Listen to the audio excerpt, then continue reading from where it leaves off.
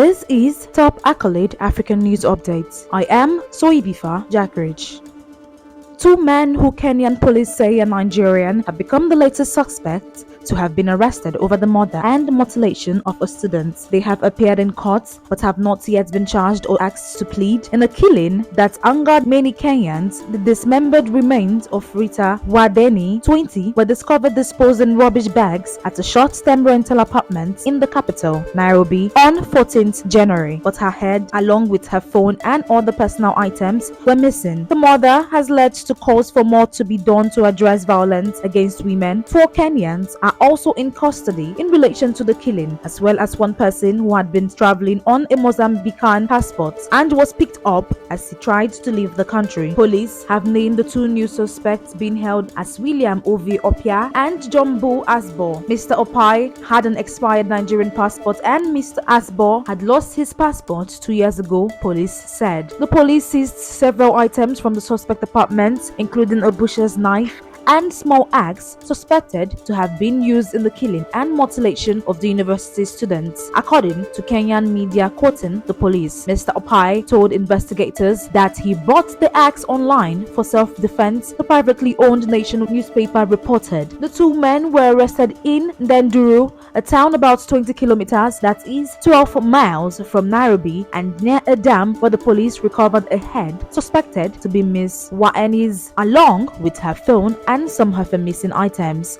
Mr. Waeni's family have so far been unable to identify the recovered head. The family said last week that those responsible demanded a ransom of 500,000 Kenyan shillings, that is $3,100 or 2,400 euros, to release Miss Waeni even after she had died. The gruesome way in which her body was dealt with has shocked people, including the chief government pathologist Johnson Udo, who said he had never come across such an incident in his forensic career. Human rights and feminist groups have planned countryside demonstrations to protest against what they see as a surge in femicide and violence against women.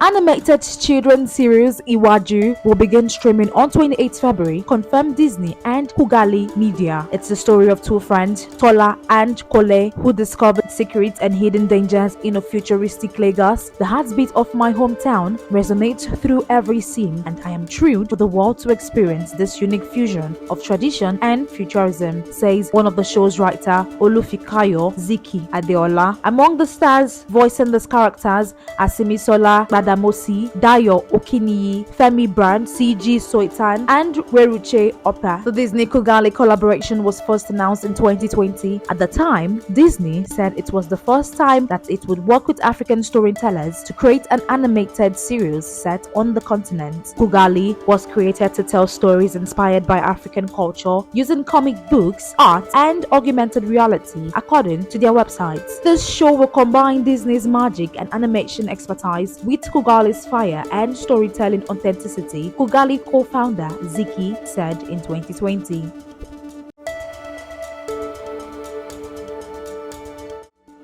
Liberia's new president, Joseph Boakai, failed to reach the end of his speech and had to be helped away from the podium during his swearing-in ceremony. Boakai, 79, had been speaking for around 30 minutes at his inauguration ceremony when it became clear that he was having difficulty continuing. He failed twice to carry on speaking and the ceremony was adjourned. Some reports suggested that he suffered from heat exhaustion as the temperature reached more than 30 Celsius. Video footage showed a man fanning papers near Mr. Boakai's face before he was taken away. By then, Mr. Boakai had already been sworn in as Liberia's oldest ever president at the ceremony held at the Capitol building, the seat of parliament in the capital, Monrovia. After he was taken away, new Vice President Jeremiah Huang spoke to guests and escorted them to the president's dinner. Mr. Boakai narrowly defeated the outgoing president, former football star George Weah, in a runoff election in November. Before he was forced to cut short his speech, Mr. Boakai said elections are over. Partisanship must give way to the forward march of Liberia.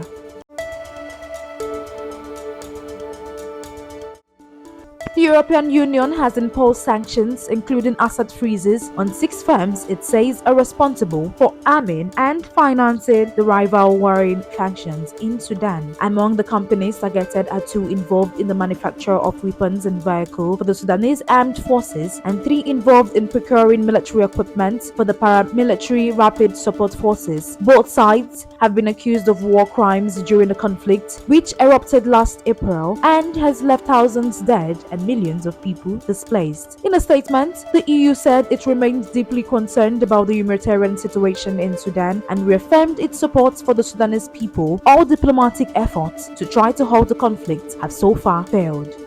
That is the size of top accolade African news updates. You can follow us on our social media platforms as displayed on your screen. Happy Tuesday.